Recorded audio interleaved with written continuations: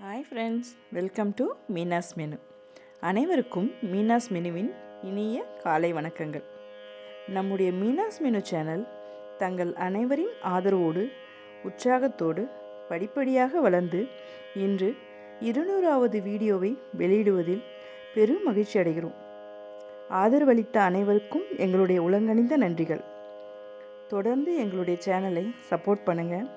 நாங்கள் போடுற வீடியோஸை லைக் பண்ணுங்கள், ஷேர் பண்ணுங்கள், மறக்காமல் சப்ஸ்கிரைப் பண்ணுங்கள். தேங்க்யூ. மார்கழி திங்கள் மதி நிறைந்த நன்னாளாம்.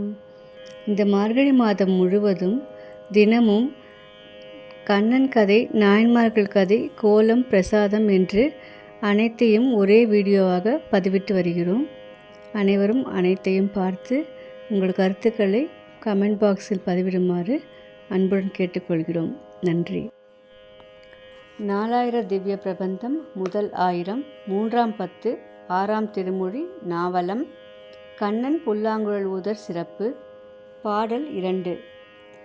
இடவனரை இடத்தோளோடு சாய்த்து இரு கை கூட புருவம் நெறிந்தேற குடவயிறு படவாய் கடை கூட கோவிந்தன் குழல் கொடு ஊதின போது மடமயில்களோடு மாண்பினை போலே மங்கைமார்கள் மலர் கூந்தல் அவிழ உடை நெகிழவோர் கையால் துகில் பற்றி ஒல்கியோடரிக்கனோட நின்றனரே. கண்ணன் ஒரு நாள் காட்டுக்குள்ளே சென்று தன் நண்பர்களுடன் வனபோஜனம் செய்ய வேண்டும் என்று விரும்பினான். அதனால் காலையிலேயே எழுந்து தன் நண்பர்களையும் எழுப்பிவிட்டான். அனைவரையும் ஒன்று கூட்டி தன் யோசனையை சொன்னான். இதை கேட்டதும் மற்ற சிறுவர்கள் சந்தோஷப்பட்டார்கள். மாடுகளும் கன்றுகளும் முன்னே செல்ல பின்னே சிறுவர்கள் உற்சாகத்தோடு சென்றனர். சித்திரான்னங்கள், தயிர்க்குடங்கள், கவன்கள், பிரம்புகள், கொம்பு வாத்தியங்கள், புல்லாங்குழல்கள் முதலியவற்றை எடுத்துக்கொண்டு சென்றார்கள். கண்ணனை தங்கள் தலைவனாக கொண்டு அவர்கள் பல விளையாட்டுகளை விளையாடினர். அச்சமயம் பூதனை மற்றும் பகாசுரனின் தம்பியான அகாசுரன் என்பவன் அங்கு வந்தான். சிறுவர்கள் உற்சாகமாக விளையாடி கொண்டிருப்பதையும் நடுநாயகமாக கண்ணன் புல்லாங்குழலுடன் இருந்ததையும் பார்த்தான். கண்ணனை கொல்ல அந்த கொடிய அசுரன் ஒரு பெரிய மலைப்பாம்பு போன்று உடல் எடுத்தான். அதன் உடலே சுமார் 8 மைல் தூரம் நீளம் இருந்ததாம். அதன் வாய் பெரிய குகை போல வானத்திற்கும் பூமிக்குமாக பிளந்து இருந்தது. அதன் நாக்கு ஒரு பெரிய வீதியை போன்று இருந்தது. அதன் மூச்சு பெருங்காற்று போல் அடிக்கத் தொடங்கியது. அதன் கண்கள் நெருப்பை போல் பிரகாசித்தன. சிறுவர்கள் அந்த அத்தனை பெரிய மலைப்பாம்பை இதற்கு முன்னர் பார்த்ததில்லை. ஆதலால் அவர்கள் அதை பெரிய மலை என்று நினைத்தார்கள். அதனை என்னவென்று அறியும் ஆர்வத்தில் வாயினுள் சென்றார்கள். தங்களுடன் கண்ணன் இருப்பதால் எவ்வித ஆபத்து வந்தாலும் கண்ணன் தங்களை காப்பாற்றுவான் என்று உறுதியாக நம்பினார்கள். அனைவரும் மிகவும் உற்சாகமாக கைகளை தட்டி கொண்டும் உற்சாகமாக கத்தி கொண்டும் குகை போல் தோற்றமளித்த மலைப்பாம்பின் வாய்க்குள் சென்றனர். அந்த மலைப்பாம்பாக மாறிய உள்ள அகாசுரனும் கண்ணன் நுழைய காத்திருந்தான். கண்ணன் தடுக்கும் முன்பே அந்த சிறுவர்கள் நுழைந்து விட்டனர். ஆதலால் கண்ணனும் யோசனை செய்தான். ஒரு கன நேரத்துக்குள் நேரே அவன் அகாசுரன் என்ற பாம்பின் வாயில் புகுந்து தன் உடலை பெரிதாக்கி கொண்டே போனான். அந்த பாம்பின் உருவில் இருந்த அகாசுரன் மூச்சு விட முடியாமல் தவித்தான். அவன் கண்கள் பிதுங்கியது. அப்படியும் இப்படியும் உருண்டான்.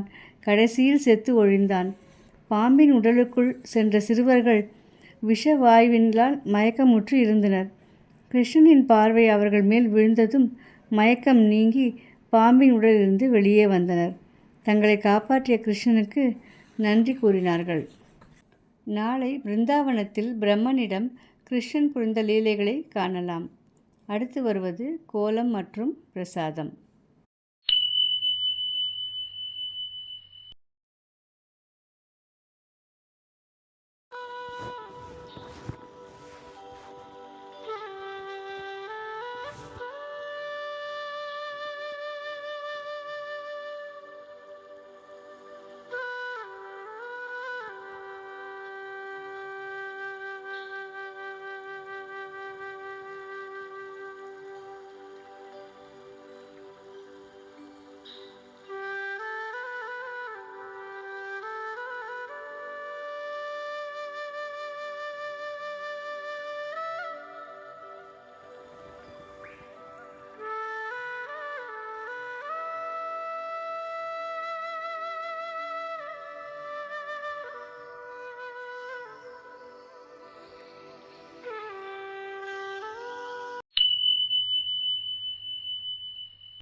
இன்றைக்கு மார்கழி பிரசாதம் ஜவ்வரிசி பாயசம்.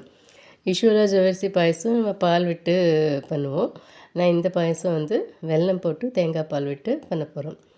இதுக்கு 1 கப்பு ஜவ்வரிசி, 1½ கப்பு வெல்லம், ஒரு ஃபுல் தேங்காய், அதை நல்லா துருவி பால் எடுத்துக்கணும். ஏலக்காய், முந்திரி, பாதாம், நெய் கொஞ்சம், முந்திரி வறுக்கிறதுக்கு நெய். இப்போ முதல்ல வந்து இந்த ஜவ்வரிசியை ஒரு பேனில் போட்டு கொஞ்சம் நேரம் இந்த பொரியிற வரைக்கும் அதை நல்லா லேசாக வறுத்துக்கணும். வறுத்துட்டு அதை வந்து நல்லா தண்ணி ஊற்றி கொஞ்சம் ஒரு 10-15 நிமிஷம் ஊற வைக்கலாம். ஊறுறதுக்குள்ளேயும் நம்ம வெல்லம் கரைச்சி எடுத்துக்கலாம். தண்ணி விட்டு 1½ கப்பு வெல்லம் போட்டு கொஞ்சம் ஒரு டம்ளர் தண்ணி விட்டு நல்லா கரைச்சி எடுத்துக்கலாம். நல்லா பாகெல்லாம் தேவையில்லை, நம்ம அந்த வெல்லம்லாம் கரைஞ்சி வந்தாலே போதும். இந்த மாதிரி கரைச்சி எடுத்துக்கலாம். தேங்காய் பாலையும் எடுத்து வச்சுக்கலாம். இப்போ ஒரு 1/4 மணி நேரம் ஆகிடுச்சி. இப்போ இந்த ஜவ்வரிசி வந்து நல்லா ஊறிடுச்சு. இதை வந்து கொஞ்சம் அந்த மாவெல்லாம் கொஞ்சம் கரைஞ்சி இருக்கும். நீங்கள் நைலான் ஜவ்வரிசி எடுத்திங்கன்னா இந்த மாதிரி இருக்காது. அதை அப்படியே நீங்கள் வறுத்து வேக போட்டுடலாம். இந்த ஜவ்வரிசி வந்து கொஞ்சம் பாயசம் ஜவ்வரிசி. இந்த ஜவ்வரிசி வந்து கொஞ்சம் மாவு கரையும். அது ஒரு 2-3 தடவை நல்லா தண்ணி விட்டு வாஷ் பண்ணி அந்த ஸ்டார்ச் எல்லாம் எடுத்துடலாம். அப்போ வந்து உங்களுக்கு நல்ல உதிரி உதிரியாக கிடைக்கும். ஒரு பாத்திரத்தில் தண்ணி ஊற்றி இந்த ஜவ்வரிசியை வேக வச்சு எடுத்துக்கலாம். இது நீங்கள் குக்கரில் வச்சும் நீங்கள் எடுத்துக்கலாம். குக்கரில் வேக வைக்கிறவங்க குக்கரில் வச்சு எடுத்து வச்சுக்கலாம். இப்போ இதில் ஜவ்வரிசி போட்டுடலாம். ஜவ்வரிசி போட்டுட்டு நல்லா மிக்ஸ் பண்ணி விட்டுடணும், இல்லைன்னா அடியில் போய் நிறையா ஒட்டிக்கும். நல்லா அப்பப்போ கொஞ்சம் கிளறி விடணும். ஒரு மூடி போட்டு வேக வச்சிடலாம். அப்பப்போ கொஞ்சம் திறந்து நல்லா வேகிற வரைக்கும் கொஞ்சம் அப்பப்போ கிளறி விட்டுடலாம். இப்போது வெள்ளை தண்ணி கரைச்சி வச்சாச்சு, தேங்காய் பால் எடுத்தாச்சு, முந்திரி, அதுக்கப்புறம் வந்து பாதாம், பிஸ்தா பொடியாக கட் பண்ணி வச்சுருக்கேன், ஏலக்காய். இப்போ ஒரு பேனில் நெய் கொஞ்சம் விட்டு, ரொம்ப நெய் தேவையில்லை இதுக்கு, ஒரு முந்திரி தாளிக்கிறதுக்கு மட்டும் நெய் விட்டால் போதும். ஏன்னா தேங்காவே வந்து அதுலேயே வந்து உங்களுக்கு அந்த ஃப்ளேவர், ஆயிலி இதெல்லாம் இருக்கும் தேங்காய் பால் விடுறதுனால. அதனால் கொஞ்சமாக நெய் விட்டு முந்திரி தாளித்து எடுத்துக்கலாம். நல்லா முந்திரி கோல்டன் ப்ரௌன் ஆகிற வரைக்கும் நல்லா வறுத்து எடுத்துட்டு, அதே இதில் நம்ம சீவி வச்சுருக்கிற பிஸ்தாவும் பாதாமும் அதையும் வறுத்து எடுத்துக்கலாம். இதெல்லாம் வந்து நம்மளோட ஆப்ஷன் தான். வெறும் ஏலக்காய் பொடி போட்டால் கூட போதும். நல்ல ஃப்ளேவர், டேஸ்ட்டு எல்லாமே இருக்கும் தேங்காய் பால்லாம் விடுறதுனால. இதெல்லாம் ஆடட் நியூட்ரிஷியன்ஸ், ஆடட் ஃப்ளேவர், அதுக்கு தான் இதெல்லாம். நடுவில் க்ரன்ச்சியாக இருக்கும் இந்த பாதாம், முந்திரி, பிஸ்தா இதெல்லாம் சேரும்போது. மற்றபடி வேறு ஒன்றும் இல்லை. இப்போ வந்து நல்லா வந்து ஜவ்வரிசி வெந்துருச்சு. நல்லா ஜவ்வரிசி வெந்துருச்சு, கண்ணாடி மாதிரி ஆகணும். அந்த அளவுக்கு நல்லா வேக விடணும். வெந்தப்புறம் இதில் நம்ம கரைச்சி வச்சுருக்கிற வெள்ளை தண்ணியை ஆட் பண்ணிடலாம். வெள்ளை தண்ணி ஆட் பண்ணிவிட்டு நல்லா மிக்ஸ் பண்ணி விடுங்க. இதையும் ஒரு மூடி போட்டு ஒரு 2-3 மினிட்ஸு கொதிக்க விடலாம்.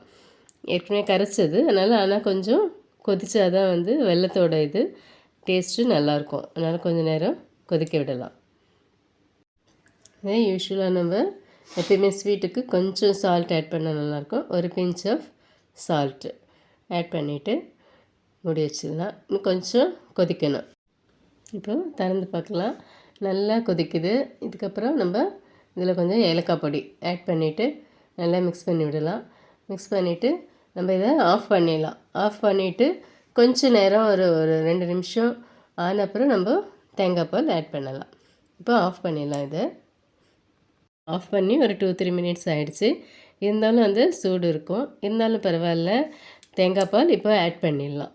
ஆனால் ரொம்ப இதுவாக இருக்கும்போது தான் வந்து தேங்காய் பால் ஆட் பண்ண அப்புறம் நம்ம கொதிக்க விடக்கூடாது, அதுதான் மெயின். அதனால் வந்து இப்போ ஆறுனப்புறம் கொஞ்சம் நம்ம தேங்காய் பால் ஆட் பண்ணிவிட்டு இதுக்கப்புறம் நம்ம போட வேண்டிய பாதாம், பிஸ்தா, நட்ஸ் எல்லாம் துருவி வச்சுருக்கிற நட்ஸு எல்லாத்தையும் நம்ம ஆட் பண்ணிடலாம்.